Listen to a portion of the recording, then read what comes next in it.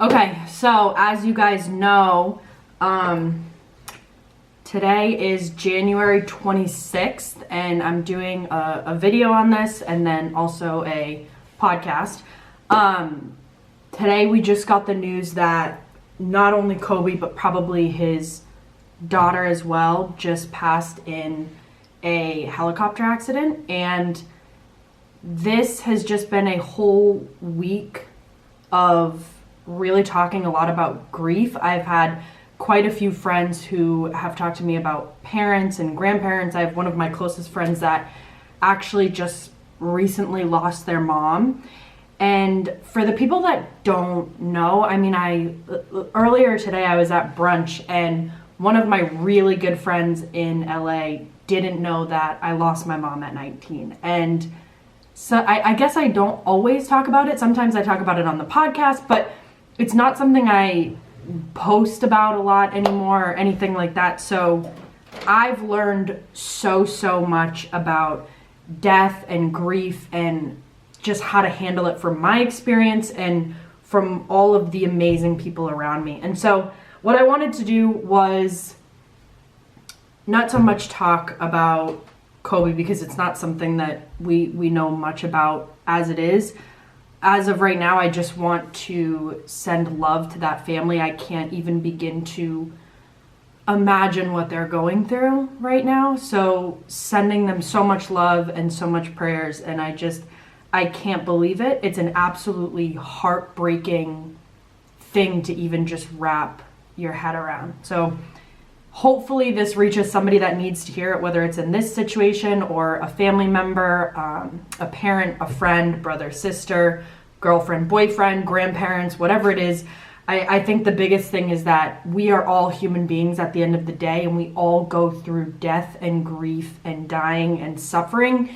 It is a part of the human experience. So hopefully this touches some of you and you guys are able to find some sense of peace or some sense of comfort in knowing some of these things. I have a little list here of five of the main themes that I've found through my experience that has helped people so deeply in accepting and coping and dealing with death.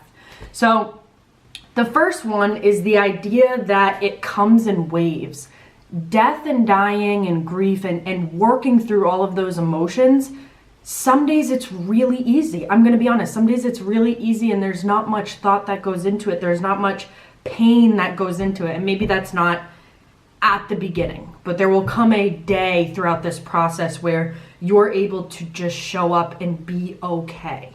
And then there's also days where it is absolutely captivating and drowning and you feel like in a million years you could never get out of it.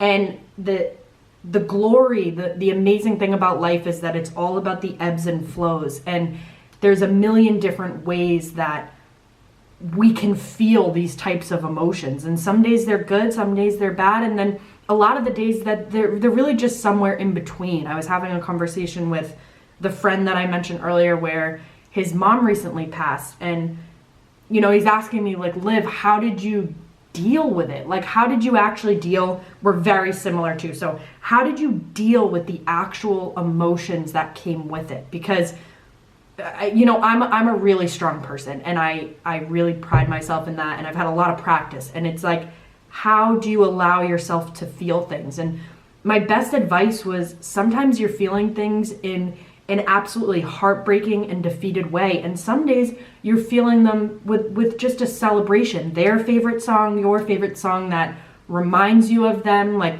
for me, I love to go to the beach. The beach reminds me so much of my mom. And then also music. Music was one of her absolute favorite things, whether she was struggling so hard or she was so happy and so grateful. So for me, music has been that connection. So really finding that connection and also just allowing yourself to feel whatever comes up. So many times we think we need to have it figured out and a month has passed, a year has passed, 10 years has passed. And you think that there's this idea that you have to have it all figured out and you have to have it together and you have to move on from this issue, this struggle that you're dealing with, whether it's, like I said, a family member or a friend, or maybe somebody that you weren't even super close with. And there's a level of acceptance in knowing that you're allowed to feel whatever comes up. Some days they're going to be happy, some days they're going to be sad, some days they're going to be some kind of emotion in that entire range of feelings. So understanding that it's okay to feel whatever you're feeling. Life and death and grief, it comes in waves. Number 2, this one I absolutely love. This was something that I know that I did really well. Both my brother and I, this is one thing that we tell everyone is like, at least I really do. It's my best advice to anyone in any situation where they're dealing with a sick loved one. And that is to love fucking hard. And I don't mean like, I just don't, you can never do enough. Appreciate what you have while you have it. Say I love you to people. Say thank you. Be appreciative of the things that others have done for you, the things that others have said for you, the love that they've given you. I mean, I truly believe that one of the things that helped me deal with my mom's death so well was the fact that I had no regrets. I was there when times were hard. I was there when times were good. Like I was there. Sometimes being there is all you have to do. I know, like, and my friend who this is gonna know who it is, but one of my best friends, when my mom died, she was like, Liv, I have no idea what to do or what to say or how to act or anything, how to feel. I don't know how to handle this because I've never dealt with it before, but I want you to know that I love you and I support you and I'm 100% here for you. And I remember thinking, obviously I got so many messages and so many people that reached out, and I love every single person that did. However, this was just different. It was like that, like complete giving up and just saying, listen, I don't know what to do. I don't know what to say. I don't know how to make this better, but I love you and I'm here for you. So that right there, just loving people and appreciating people and doing things for people and allowing that to happen in your life while this person is alive, it is the best way to handle death, is to have a really good relationship with this person before they pass. And I bring this into every single relationship that I have. All of my friends, all of my family, everybody that I have in my life, I make an effort to make sure that they know how deeply loved and appreciated they are. Number three is a very tough one at the beginning, and it's not necessarily what I lead with when something really tragic happens, but it is to find the silver lining. You know, I believe that everything happens for a reason in life, in the macro, in the big scheme of things. But when awful things like what just happened with Kobe and his daughter, when awful things like that happen, it's really hard to believe that anything happens for a reason. And so the way that I explain finding the silver lining is honoring them, honoring the people that have passed, and really appreciating the moments and the memories and the love that you shared with these people while they were alive. Like, my best example of this is the fact that my mom, per se, will not be at my wedding, and she will not be able to see my kids grow up. She will not be able to see her grandchildren grow up. And although that's hard and painful, and it's something I've accepted over the years, it's also something that as those things... Okay, so my camera just died quick, so I just had to charge it, but I'm gonna wrap these up. So basically I was saying that my mom will not be at those things, and I've chosen to accept it and honor it. But really the only way that I was able to even get to that point was to be so grateful of the memories. Oh wait, I gotta make sure this is good. Okay, sorry about that. The only way to do that was for me to be so incredibly grateful for all of the things that I did have with her. So the memories, the words of, honestly, the words of wisdom, like being able to have those really deep, heart-wrenching conversations with my mom, like I will forever remember and cherish those moments. And even if she can't be there on some of the best moments of my life, I'm grateful to have known her.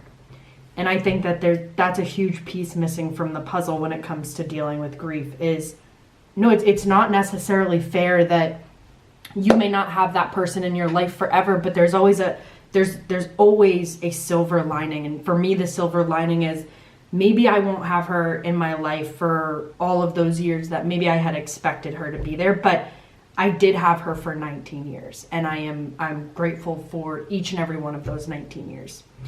Number 4, allow this. Okay, so this is the thing that I fucked up most. Like when I was working through my mom's illness and then dealing with the grief afterwards, this is where I fucked up the most, and it really took me up until this year to learn it. It was probably one of my toughest lessons, I guess.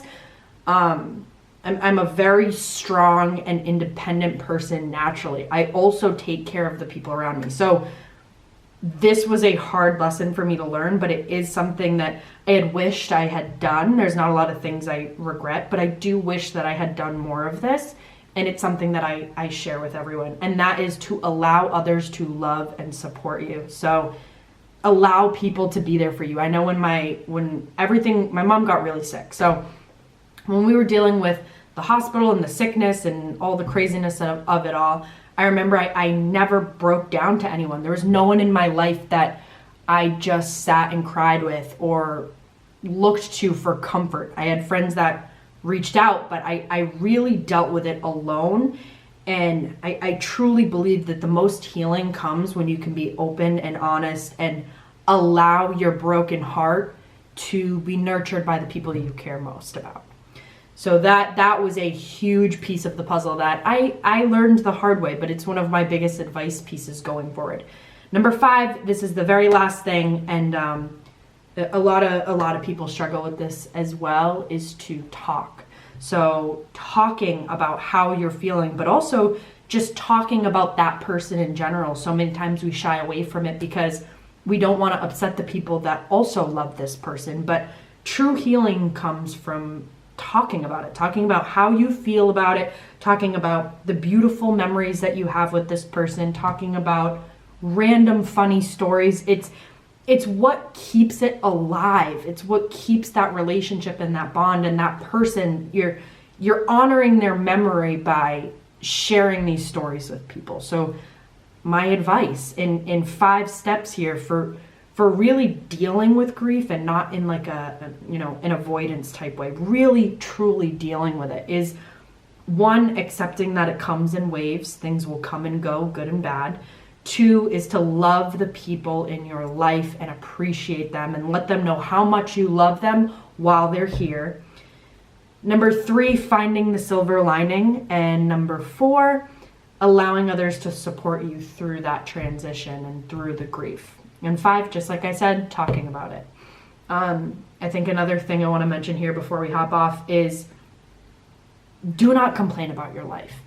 There is always someone that has it worse, and there is always someone that is going through absolutely heart-wrenching times. And I think that is what's telling of the quality of your life, is how much you choose to complain about versus how often you practice gratitude.